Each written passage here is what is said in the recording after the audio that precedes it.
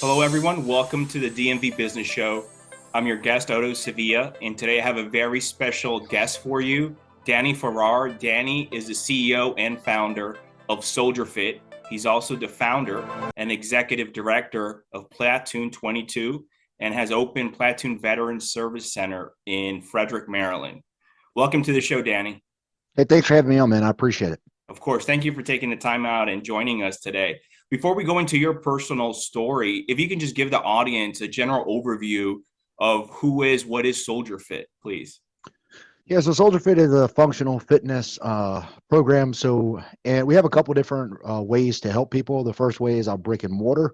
We have a group boot camp. We have gyms in there. We do personal training, small group sessions as well. And then I recently just launched this year the Herd, which people wonder it ties to the story of the buffalo. If you're interested, I can go into that in a little bit. But really, what that is it's a multifaceted coaching business. So we have the option for online training, personal trainers for people. So we're literally training people all over the United States now.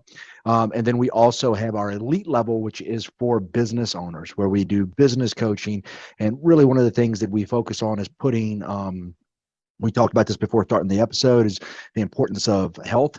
So we focus on fortifying the four, which is your fitness, your faith, your family, and your function being your career, your profession, what you do, and how to provide daily defense for that, how to invest into those, make a deposit every day so that when the time comes you do need to make a withdrawal, you actually have money in the bank. Is the coaching service fairly new, Danny? The coaching service, I've done coaching off and on for a while. And then last year really was when we decided that we were going to go hard into online coaching and presence. And so what we saw on the fitness aspect was that I really need you to have three things to be successful. I need to give you a program, so your fitness. I need to give you nutrition.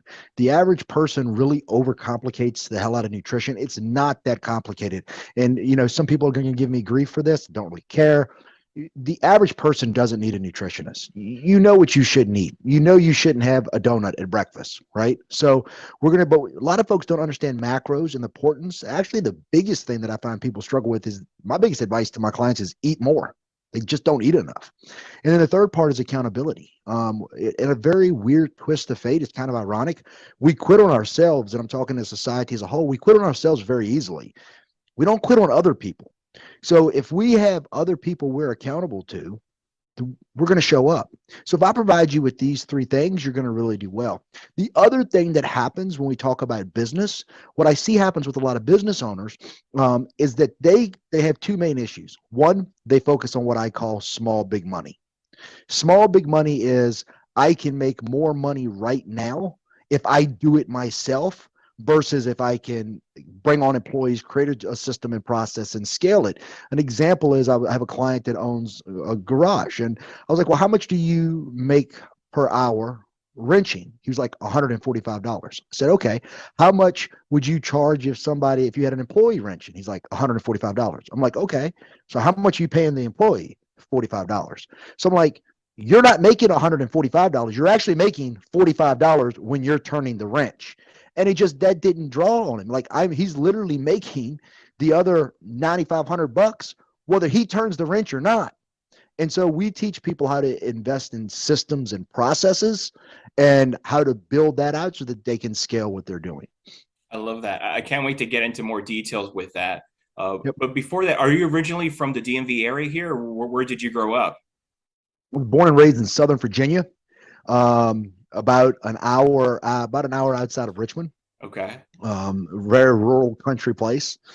We thought we were hot shit when we got a super Walmart was built there. But grew up down there, and then the Army ultimately brought me up to this way. Got it. So then the Army brought you to sort of the DC metro area? Yep, I joined the Army right out of high school and ended up getting stationed in Fort Bragg, North Carolina, and then ended up stationed in Fort Myer, which is in Arlington at the Arlington National Cemetery. Thank you for serving, by the way. Oh, thank you. So how long you were in the Army for many years, right? I was in the Army for 8 years. Okay. And how was that experience? You know, I talk to people a lot about, and this is really why I have a huge passion for helping our veterans transition. Um, I'm gonna speak in broad generalities right now. Um, but the average person that's going into the military, they're coming from the lower end of the socioeconomic spectrum, right? They're coming from rural America. They're coming from inner city, uh, areas, and it just is what it is. Like rich people's kids ain't serving. And when we look at that, what we also tend to see is that, again, broad generalities, there tends to be issues that come up in those type of households. Hmm. Whether it's poverty, struggling to eat, feeling like you have a safe place to live. We talk about Maslow's hierarchy of needs. And for me, I was that case. I was adopted when I was 2 years old. I was molested by my brother and sister growing up. And so for me, it manifested itself in two ways. I ate my face off. I was a fat kid coming up, and I did horrible in school. I graduated 146 out of 147. And honestly, spent most of my life thinking that I was stupid. Really well into my 30s, really thought I was just dumb as a box of rocks. And so that had far reaching repercussions on me. So I didn't really have any options of what I was going to do. So the Army really was my only way to try to do anything. I wasn't athletic. I wasn't going to go to college. My mother passed away when I was in airborne school. My brother committed suicide 6 months later.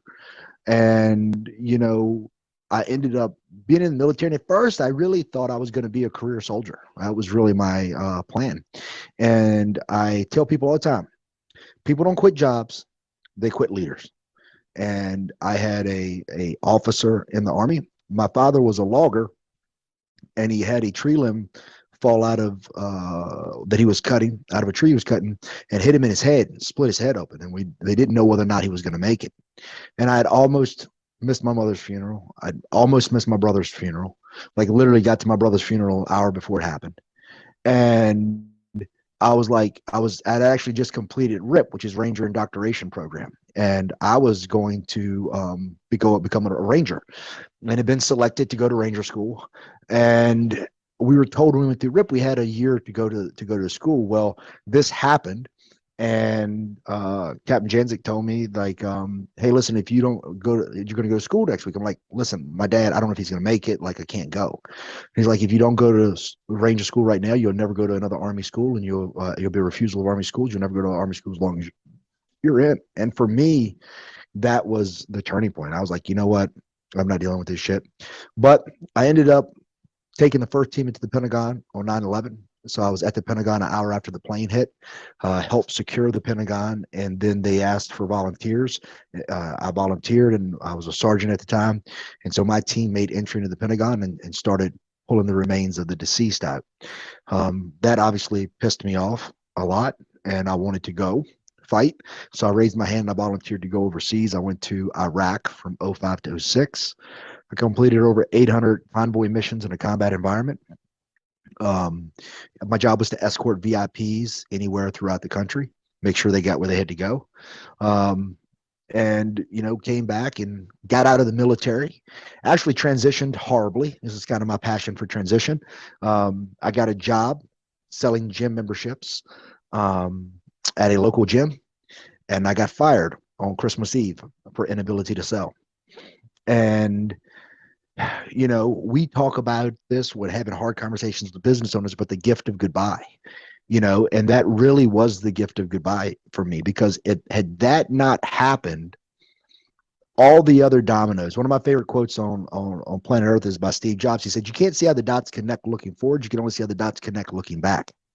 And all of those things that happened, at that point in time, and I went through a lot then. I was evicted. I was homeless. I went through a divorce, my first divorce. I can't give you marriage advice. I just can't seem to make that shit work to save my life. I tried real hard, but I just can't seem to pull it off. But went through my first divorce, bottomed out, and had always had suicidal ideations my entire life. Um, Sexual assault trauma. Really, if you look at a lot of the suicides that happen, at the root of a lot of them is sexual assault.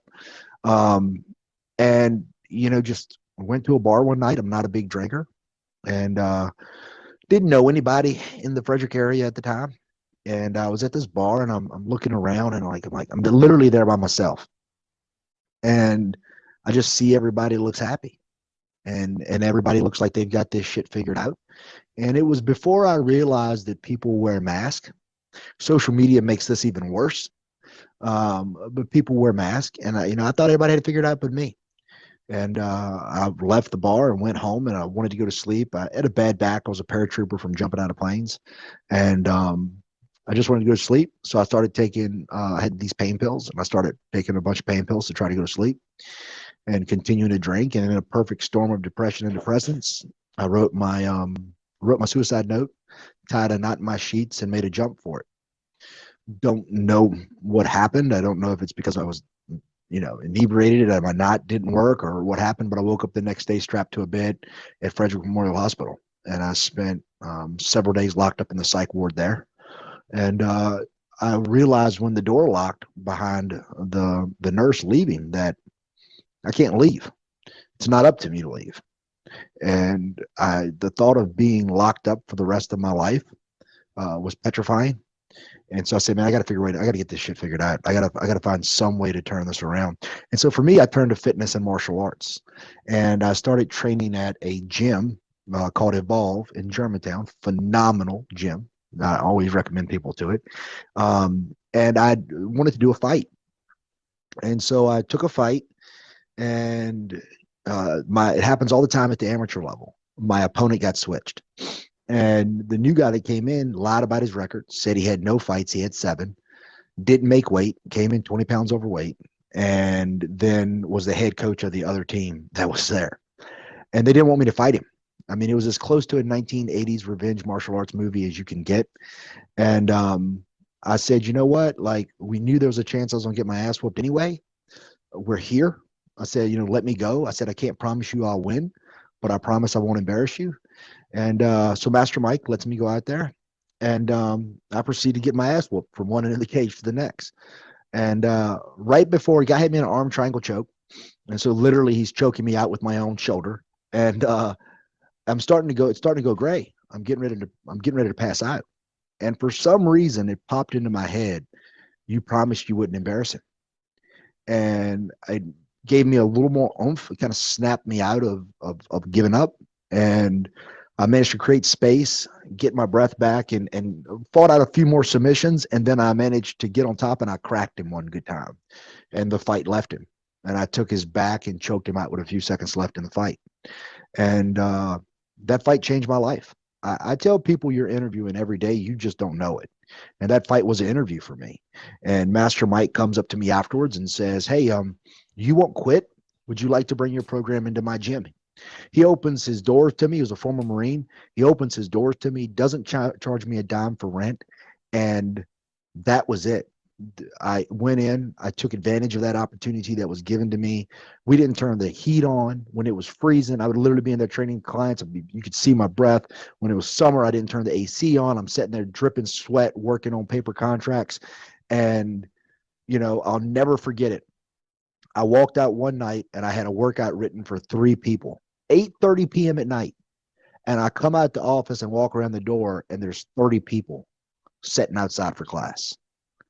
And I'm like, all right, this can work. And we blew up.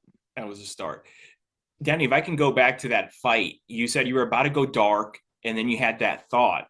What was that thought again? You promised him you wouldn't embarrass him. You promised who? Master Mike.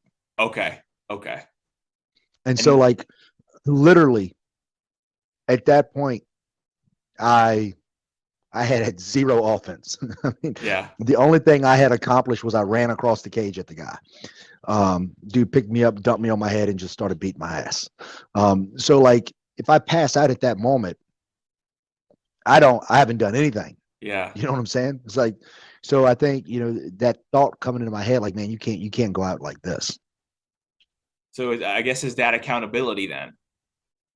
Yeah, again, it's I mean, I'd never. It's funny you say that. I've told that story as many times as I have, and I had never thought about it like that, but it's a great story. I'm actually going to end up doing a post about that. I'm going to make a note to myself because I'd never, drew that correlation myself. But that's exactly what it was. If it had been me by myself, you know what? He got me. It's a better day. I'll come back. But because I knew that I had a responsibility to somebody that I looked up to and that I aspired to be like, right? Like you can't let him down. You know what I'm saying? And so it's weird because it shouldn't be that way, right? It should actually be the inverse. I should actually be like, I can't let myself down, right? To hell with you. You're going to go on about your day and do what you're going to do later on. But we're not like that, man. We're not like that. The problem is, though, that I do this. It's weird because I always tell people I have two halves to my life. The first half of my life, I was never around women, ever. I was in the Army when women couldn't be in combat arms. So when I tell you for like 8 years, I literally did not see women. I did not work with women. The only time I saw women is when we went out on Friday or Saturday night to the bar, right? Like literally women were not in the office. And the second half of my life, it's almost all women. Like 75% of our clientele is female. Most of my staff is female. I got 2 daughters, right? The only thing I got that's dudes now is my dogs. I got 2 boy dogs. You know what I'm saying? But what it does is it actually showed me I'm not a woman. I don't know what it means to be a woman. I couldn't tell you how it feels to be a woman. But what I did get out of all of this was I started to have a lot of empathy for women. And what I mean by that is that when we look at how men are hierarchical, right? So men don't care if somebody is above them as long as that person is better than them. If we believe the person's better than us, dudes have no problem falling in line. Where guys get into a lot of issues is when it's like, hold up, that dude, he's not better than me. Or we think he got there by some type of shady manner. Yeah, like he doesn't belong there. Women generally speaking are parallel leaders. I think it has to do with the fact that they're mothers. They're nurturers. They want it to be fair. They want everybody to have the equal shake. And so they're caregivers. Men have issues with care too, but we typically manifest it in a different way. What women do is, I call it mom syndrome. Women are actually really, really bad at putting themselves last. They put every single solitary person in front of them. And so what happens is they die on noble lies. And we see this in the fitness industry all the time, is that I can't take care of me because I got to take care of you, right? And my point to them is a couple things are going to happen. One, a lot of times the people that you're taking care of, let's exclude kids, but a lot of times the people that you're taking care of, they're not asking you to take care of them. You're just doing this shit on your own volition, right? What the problem with that is you actually end up resenting the people that you're helping because no one's offering to help you. I can't tell you how many women that we've talked to in their initial consults when they're coming to the gym. What are you trying to do? What are your motivation is?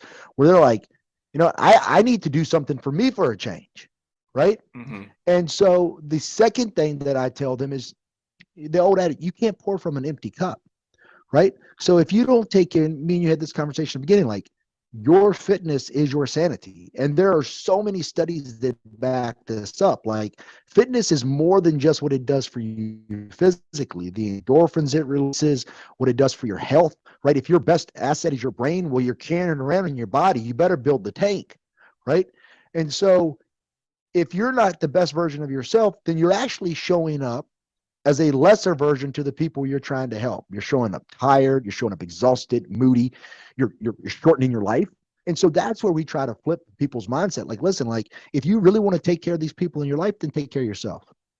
It's so true. It just reminds me sometimes when my wife tells me, she's like, you didn't work out today, when it barely happens, because she notices the mood. I'm a very different person around her or the kids. I'm snappier. She's like, you need to go work tomorrow. You better work out. Yeah, absolutely. That's a good woman right there, man. It's a good woman. Very different person. Danny, if I can just take you back briefly, when you were in that ward in that hospital, you mentioned you had always before that suicidal thoughts, but at that moment there, I guess you changed. What was it? Was it just being there that sort of, I guess, changed you or?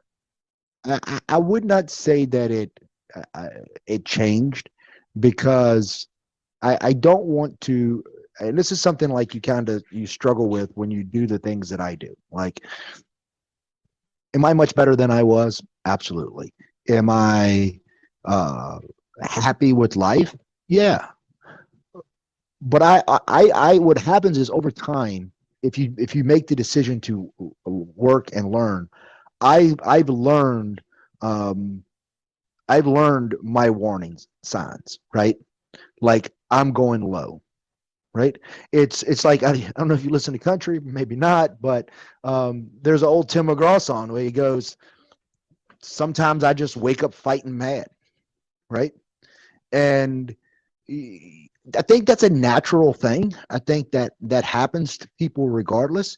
I think the more things that you've gone through, like, the darker that can go. But I don't walk around and not have doubt anymore. I don't walk around and not have to fight depression, or getting out of funks. I still do that, right? But what happened is, I've learned that, okay, one of the things that make humans unique is we actually have control over our thoughts. People don't want to hear this, right? They want to say, well, no, you don't. Yes, you do. Like, you have control over your thoughts. And it's not easy, but you have to recognize and look at it and go, okay, why am I feeling this way? Like, what is the root cause of this? What is going on? And then there's a technique that I teach called walk the block, where really we've got to go around this, and we've got to examine, why do we feel this way? Is this realistic, or is this just a story we're telling ourselves? And a very important question everyone should ask that no one does is, what part are you playing in your own suffering? Right? What are you doing to contribute to your current situation that's making you feel this way? And once you know those things, now we can flip the script and go, okay, well, if I'm doing this, then I can stop doing this, but more importantly, I can start doing that. And then that's how you'll get out of the funk, right? I'm not shortchanging medication. I'm not a psychiatrist. I'm not a psychologist. I'm not anti-meds, but I genuinely do believe, in my heart of hearts, that we're far too quick to prescribe medication in this country for everything. Boys don't, in my opinion, don't have ADHD. They're boys, right? They have high energy. Get them in something to wear their ass out.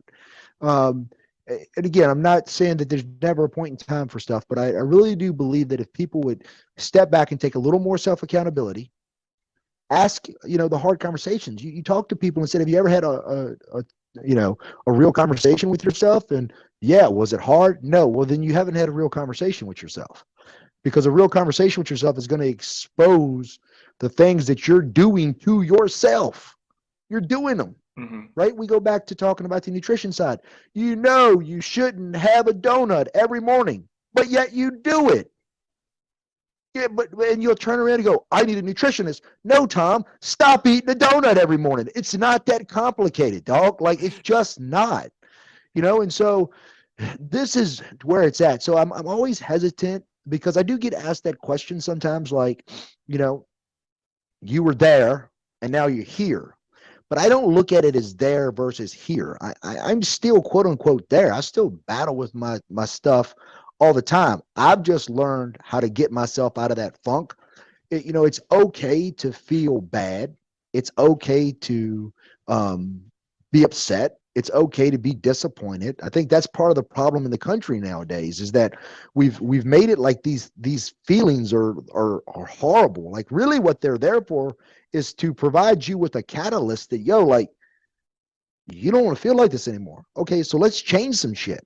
The problem is, people get there and then they just wallow in it, right? And now that's when all of it goes. I saw it in COVID. I'm sure you saw it in COVID. But listen, I was in my industry, took 25% of gyms went out of business permanently, right? Mm-hmm.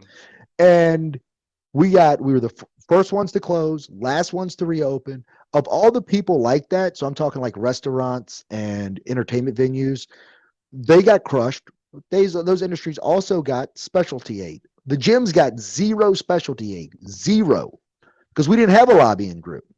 Zero specialty aid. The amount of people that I watched that did nothing, they just took the set around and wait approach. Well, we're just going to ride this out. Dude, we were closed down on, I don't remember it was a Monday, Tuesday, whatever day it was, but if it was a Monday, we were closed down. We were running virtual workouts on Tuesday morning at 5:30, right? And, did we take hits? Absolutely. But that's why we didn't go out of business. You move fast and took action. You were just saying now, Danny, it just brought memories as far as when people just sort of, I guess, wallow in whatever feeling they are at the moment. What I'm seeing nowadays is, and again, nothing against medicine, but they're just quick to just pop pills. I'm feeling this way. Let me pop a pill. Depressed or down, instead of, like you said, just being there and just analyzing it. Like, how am I feeling? Why am I here? And going deep. Yep. And, I think one of the bigger problems that I have with people across the board is that they're not getting the results they want, whatever those results are. Okay. Fitness, business, marriage, life, whatever, right? But no one gets a coach. And I don't understand where this mentality came from, where once you're an adult, you don't need coaching, right? I have a coach. My coach is Bedros Keuilian, right? He's $100,000 a year coach, right? Why? Because that man is further down the road than I am. He is where I want to be. He's got a net worth of 200 million. That's where I want to go. So why the hell would I try to do all the mistakes, figure out everything on my own? Why would I not invest that money into that man to teach me his ways so that I get to his spot way, way faster? I'm going to make the money back. You know what I'm saying? Mm-hmm. And so when people sit down and they're like, I'm miserable. Okay. I'm miserable at work. All right. Get a coach, right? I hate my body. Get a coach. You know what I'm saying? Like marriage, like go get a coach, right? If I ever get married again, I'm getting a coach literally the day I get married, like prior to marriage, right? Like, because clearly I'm doing something wrong, right? And so, you have to have that self-awareness, but you also have to have the humility to go get help. And that's the biggest issue with people. And again, I think it goes back to everybody sees the social media filter, right?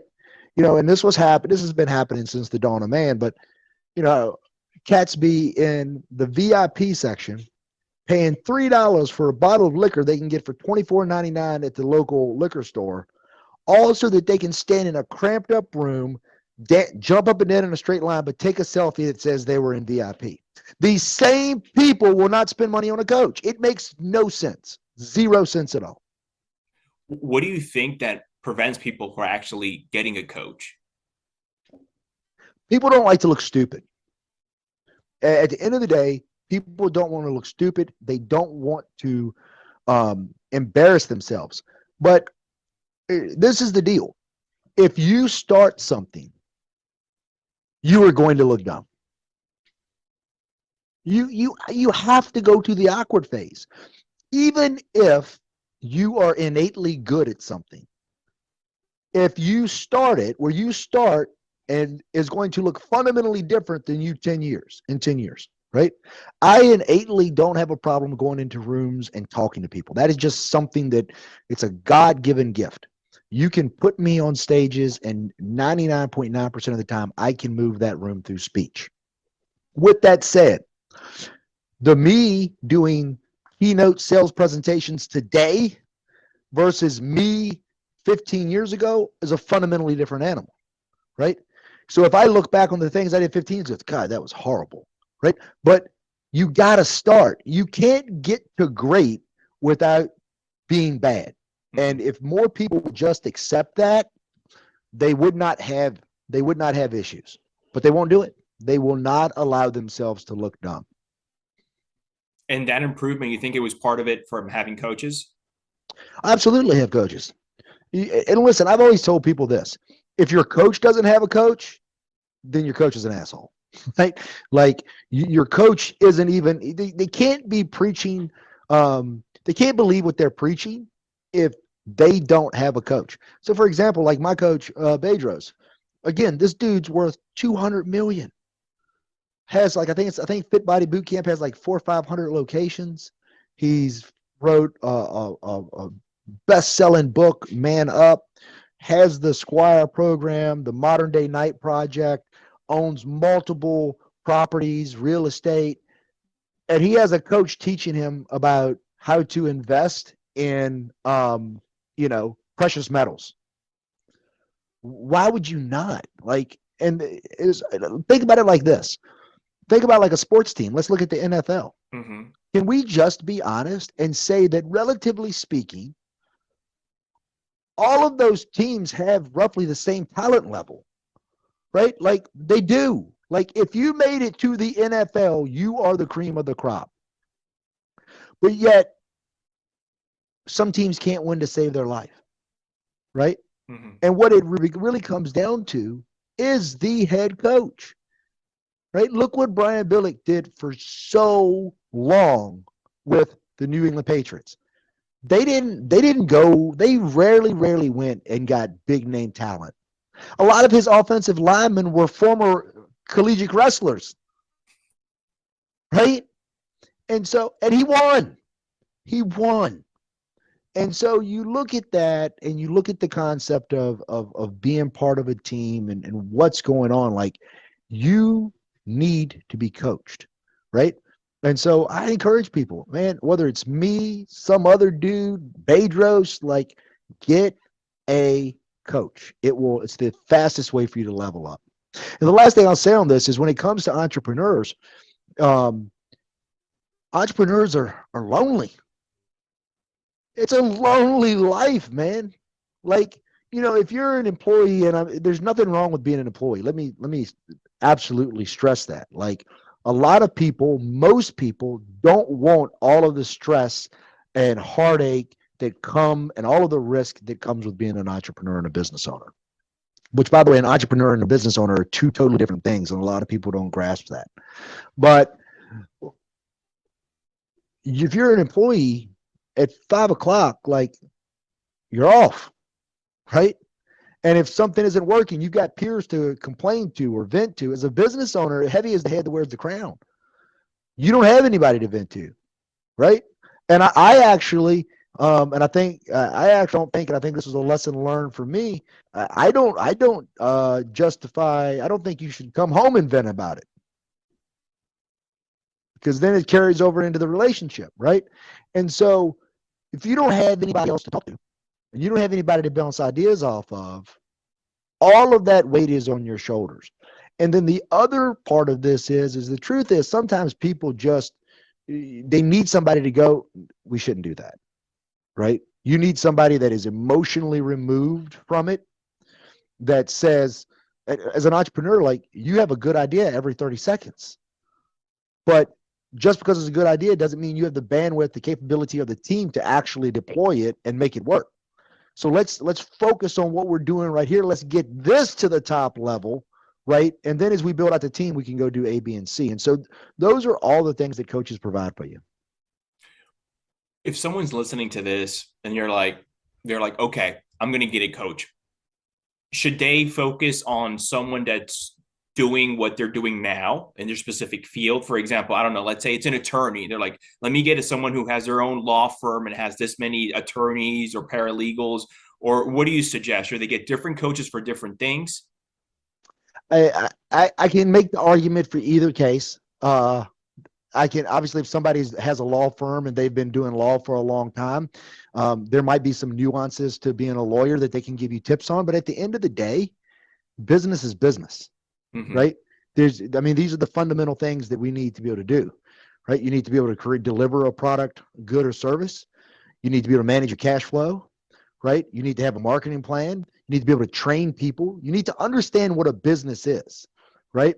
So one of the questions that I ask my potential clients on an initial call is, what is a business? What do you think a business is?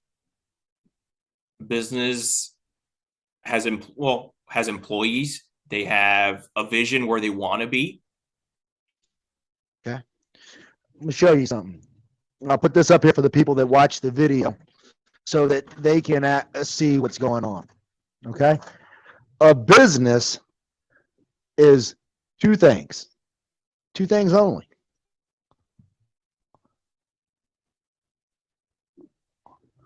Systems and processes. It's systems and processes. And people lose sight of this, especially people when they're first starting off in business, and they wonder why they work 70,000 hours a day and they can't get anybody to repeat what they do, because the system and process is in their head. And people don't understand that, like, the way you answer the phone is a systems and process, right? Completely different ways to answer the phone. So if you were to call SoldierFit and you were to come in, I would say, "Good morning, this is Danny Farrar, SoldierFit. Are you a recruit or a member?" Right? Why do I have that system and process? Because what we don't want people to do is to just go, "Hey, it's Danny. How can I help you?" "Yes, I was just wondering what your rates were." Like, if I tell you my rates, you have no perception of value. You don't know what's stacked. And then you just jump off the call and I have no way to follow up with you. Right? So what we do is we answer the phone that way because it puts us in charge, because people are reciprocal. And there is a societal norm that if I ask a question, you give me an answer. I ask a question, you give me an answer. Now I'm going to find out all the information I need to find out, because my goal is to provide you the best service. And the only way I can provide you the best service is if I know who you are, where you're coming from, what your issues are, what you're looking for, what is the problem, how do I solve it, right? What problem is when people look at this is they fail to grasp that a business is simply another form of investment. Meaning, what I'm looking to do is I'm taking capital, right? And I'm leveraging it into a system and a process with the belief that it is going to produce back to me bigger money, right? But people don't look at it like that. They look at it like, "Oh, I got to go to work. I got to hustle. I'm going to bust my ass." And hard work, you need to have a hardworking mentality, but hard work doesn't mean anything. And this is why people go out of business in 5 years, is because all they want to talk about is how hard they work. That's great. Awesome. You sell cars. You spent all day with a sledgehammer busting down a concrete wall. You worked hard. Did you sell a car? No. So who gives a shit? No one cares. You get paid on results, and that's producing. And if you understand this, that that's what you're doing, then as a business owner, you will work on your business, which is developing your systems and processes, versus solely going out delivering your product, good, or service. What about the business? You mentioned earlier the gentleman that has a garage, I believe, and he was a solo person. And I think you were talking about hiring probably his first employee. What if you're with someone there who's somewhat hesitant to make that investment and hire? I talk to them like, listen, at the end of the day, you have to be willing. Actually, I'll flip it around. I don't know if you can see can you see my hat, what it says on it? No, you can't unless you move It says closer. "Burn the ships." Okay. Have you ever heard the term "burn the ships"? Of course. Okay, right. So at some point in time, you got to burn the ships. There is no reward without risk, right? Yeah. And if you're going to sit there and there, listen, if you're chicken shit, don't start business. it just it ain't gonna work out for you. You're gonna be miserable. You're not gonna like it. But you gotta have a plan A, and you need a plan. Most people don't have a plan. They don't know how to plan. They don't know how to execute. They set aspirations. Aspirations, and I always tell people, like, you can tell it's an aspiration if it sounds really, really sexy, but you can't tell me when you did it, right? So I want to be a better husband.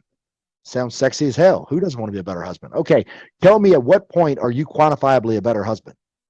And they'll just look at me. I want to make an impact in my community.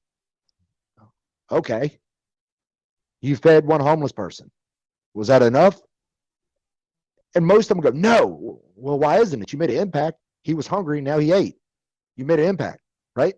Same thing like weight loss. People come in, I want to lose some weight. Okay, you lost a pound. Are you happy? Of course not. I'm 40 pounds overweight. Okay, well then let's start where you want to be at. Because if you don't create this plan, and I teach them what I teach mission, objectives, and marching orders.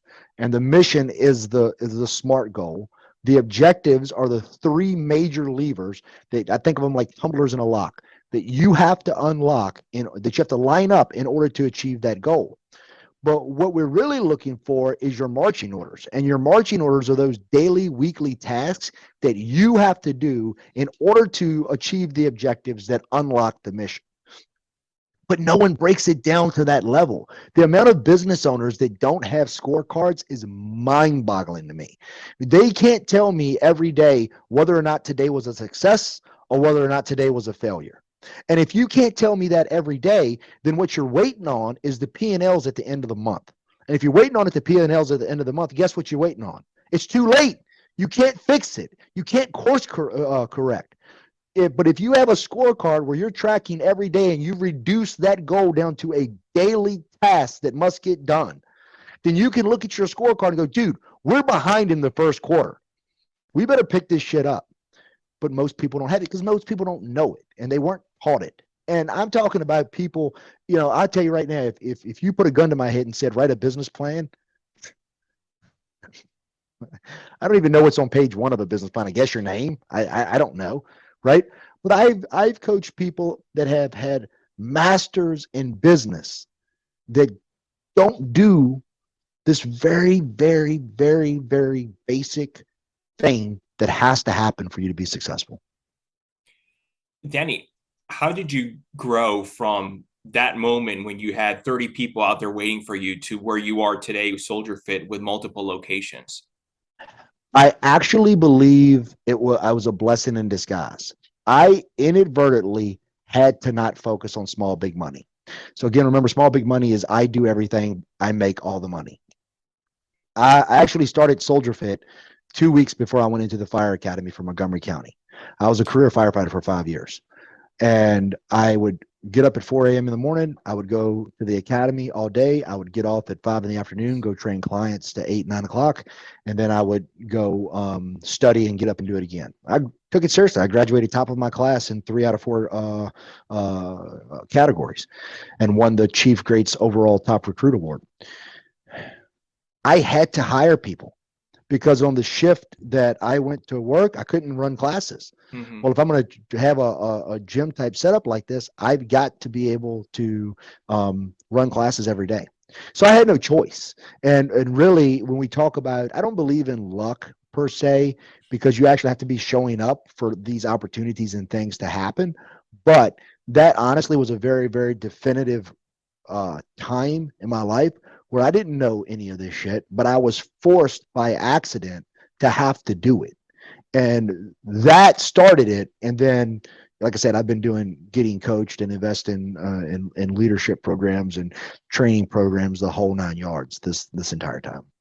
When you start any business, the main thing is getting people in, getting the customer, the clientele, the patient, if you're a doctor, whatever it may be. How did you generate that demand, especially looking out and there's 30 people there already and the growth you've had this far?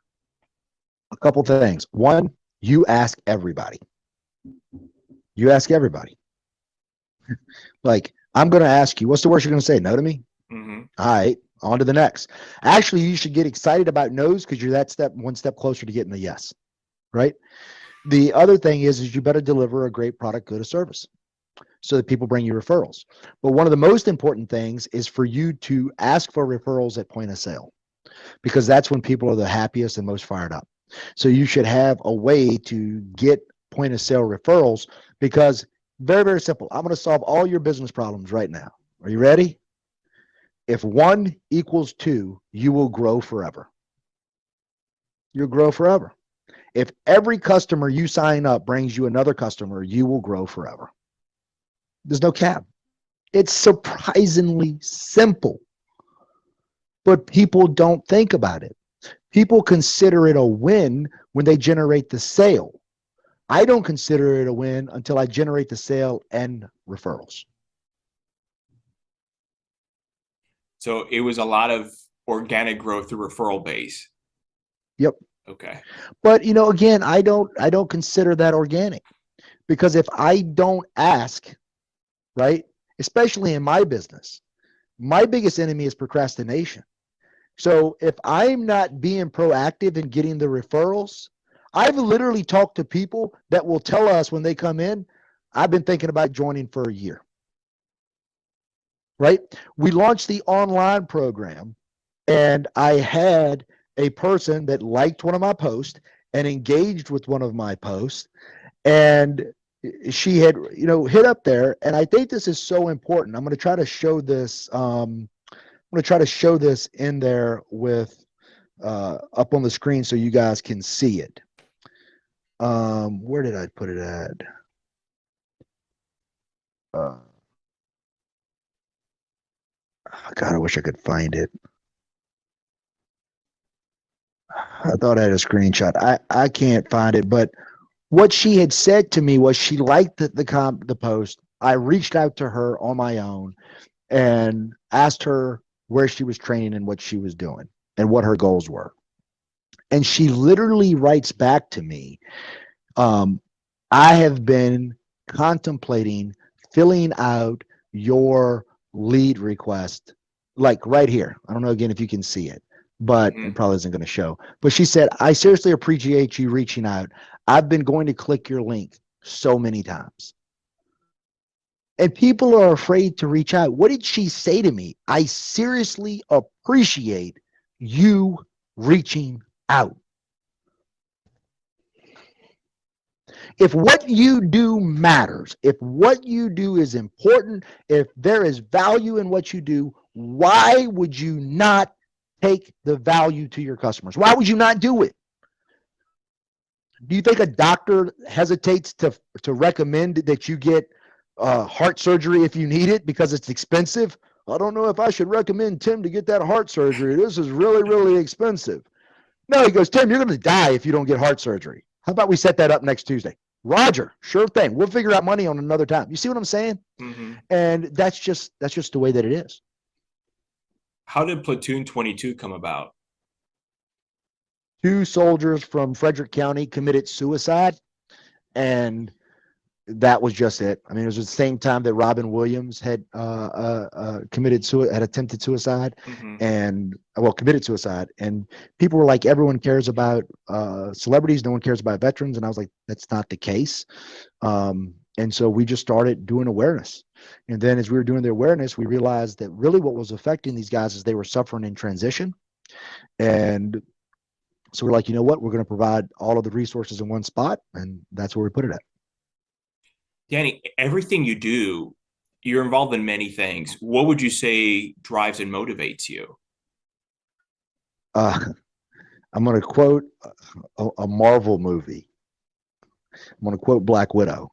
There's a scene in Avengers where she's talking to Loki, and he basically asked her the same thing, and she says, I've got a lot of red in my ledger, and I'm trying to wipe it out. And for me, it's paying it forward. It's trying to make amends for some of the mistakes that I've made in life. And I really want people who felt like I felt, who felt stupid, who felt like they didn't have any talents, who felt like they couldn't do it. I really want to demonstrate to them that, man, like, you can do it. And most importantly, that the dream's not dead. The dream's not dead in America. People can cry and they can moan and complain. The dream is not dead. The dream is alive and well for people that are willing to get up off their ass and go to work. And the truth of the matter is, if you're willing to hustle in this day and age, you can eat everybody alive, because everybody else is so fucking concerned about work-life balance and all this balance. Like, there's no such thing as balance. It doesn't exist. Stop it. It doesn't exist. It doesn't.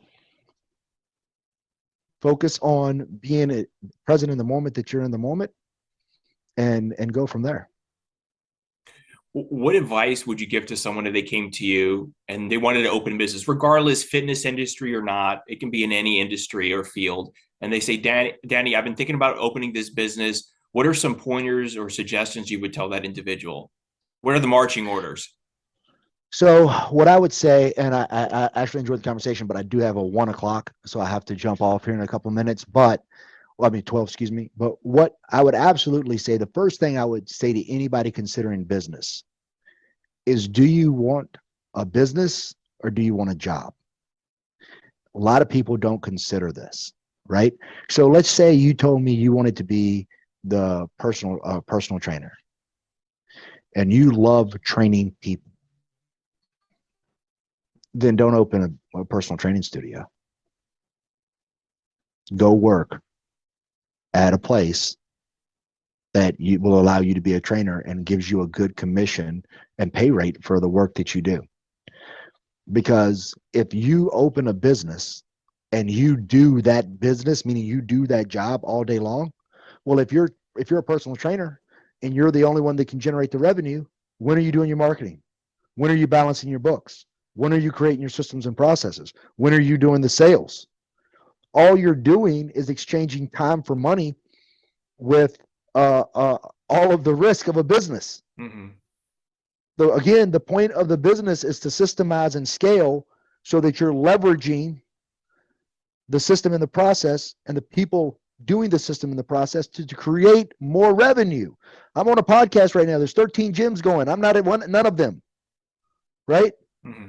But if I was only had a gym and I only did the training, then if I'm sitting here talking to you, who the hell's training the client? Who's balancing the book? Who's doing those parts of the teamwork? So that's the main piece of advice. You can love personal training and you can want to help people through the power of personal training.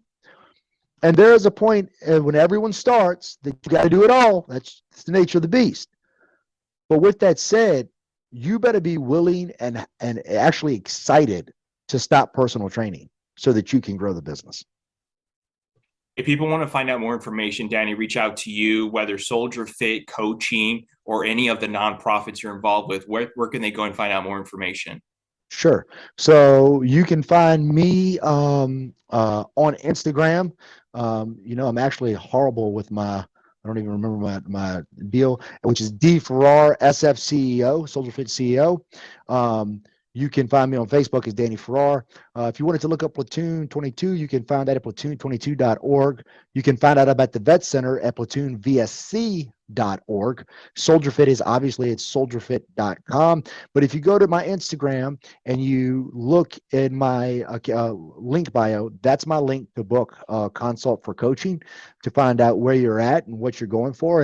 And literally, if I can't help you, I'll tell you I can't help you. But if we can, we'll get you set up, get you moving, and we'll make sure we take it to the next level. Danny, appreciate you coming on today. Really, thank you. Yep. No, thank you, man. You have a great time, and I hope you have a great new year. Thanks. You too. Take care. All right, brother, man. Bye-bye.